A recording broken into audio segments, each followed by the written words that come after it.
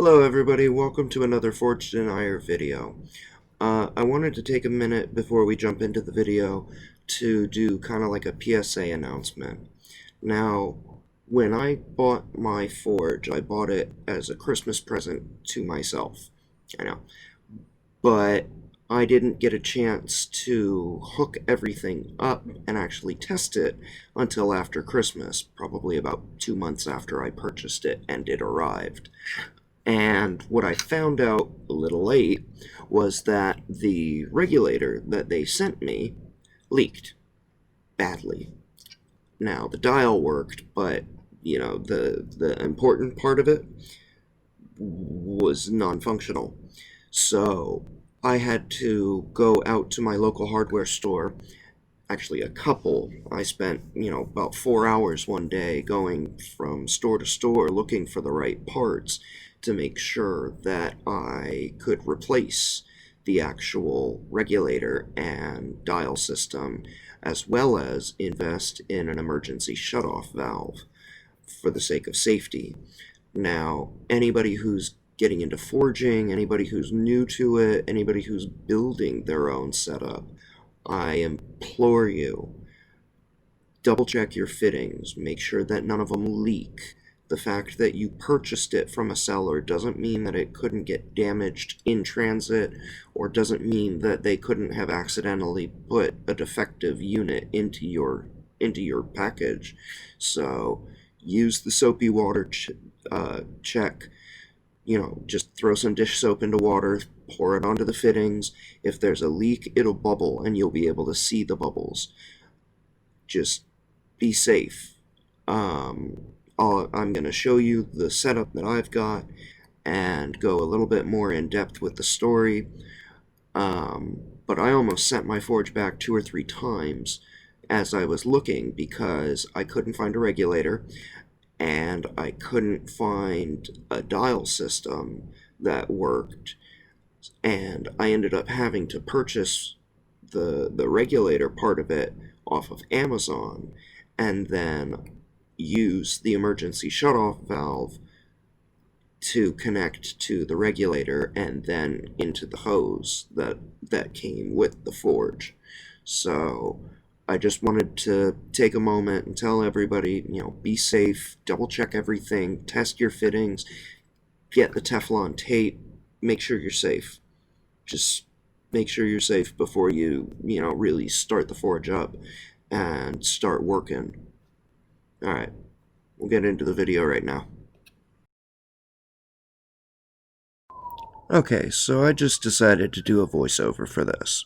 So, if you see here, I actually have the fittings for my propane tank and forge that I purchased. Now, this yellow dial is the emergency shutoff valve that I invested in, and this coil that leads over to the propane tank is the regulator that I had to purchase on Amazon. Now, I actually had to invest in that because the other one was broken, but I suggest that anybody who's getting into this make sure that they get an emergency shutoff valve for when they start forging, end forging.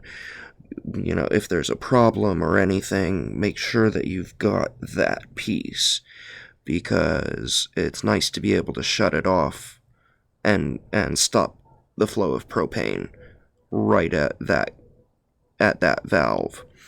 And make sure that you put the Teflon tape in to seal up all the joints. Again, make sure that you do the soapy water test. I always do the soapy water test on that joint to the propane tank because it's a new connection, but I don't worry about this connection simply because I've already tested it. Now, when I bought my forge, they sent me a regulator that leaked. I was talking with my family about not having to worry because the only thing that could go catastrophically wrong is there could be a leak and the whole thing could explode. And they literally sent me a part that could have led to that. So it took me a couple weeks to get a new regulator.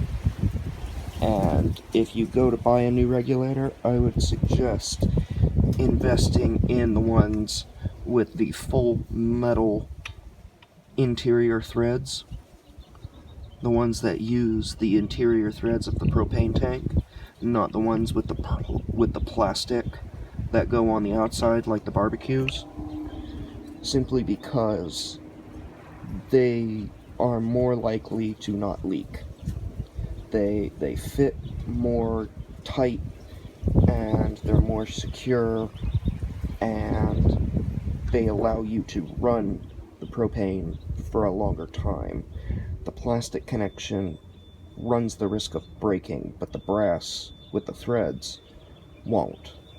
They can get cold, they can get hot, and anybody who's run a forge for any amount of time knows that the tank will freeze, so mine is in a bucket of water to keep the propane inside of the tank liquid. But just be safe. Make sure that you get a shutoff valve, and you make sure that all your threads are correct and fit to whatever connector you have from the propane tank, or from the forge that you invest in. Whether it's single burner, double burner, or triple, make sure that you keep everything safe. Now, something that I forgot to mention in the video, the other reason why you want to have the emergency shutoff valve is because if you have an air choke for the burner, like I do,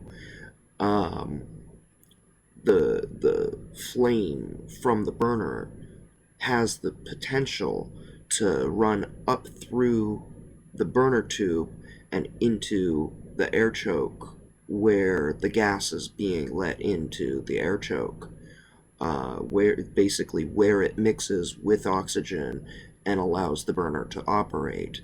Now, if that happens, you're very, very close to the whole thing just, going boom.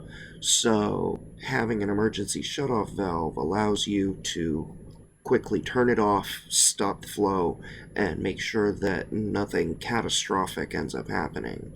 So I forgot to mention that, but I thought I'd throw that in my outro.